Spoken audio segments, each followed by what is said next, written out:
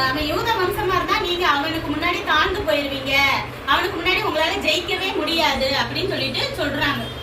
அப்ப ஆமான் வந்து இடிச்சு போய் உட்காந்துருக்கான். அந்த நேரத்திலேயே ராணி வந்து முதல் நாள் ஆமானுக்கும் ராஜாவுக்கும் விருந்து கொடுத்தா இல்லையா?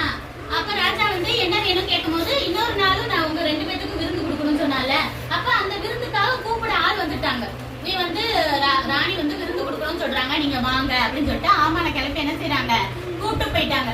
அப்ப சாப்பிட்டெல்லாம் முடிச்சாச்சு. யார் யார் இப்ப இருக்காங்க? எசராணி, ராஜா, ஆமா 3 பேரும் தான் இருக்காங்க. அப்ப சாப்பிட்டு முடிச்சாச்சு. லாஸ்டா வந்து கிரேப் ஜூஸ் எல்லாம் குடிப்பாங்க இல்லையா?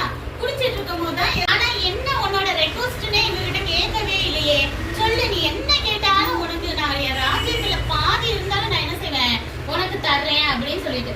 அப்ப வந்துட்டு ராணி வந்து கேக்குறா, ராஜா என்னையும் என் குலத்தையே, அதாவது என் சொந்தக்காரங்க எல்லாரையும் கொல்லணும்னு சொல்லிட்டு திட்டம் போட்டிருக்காங்க.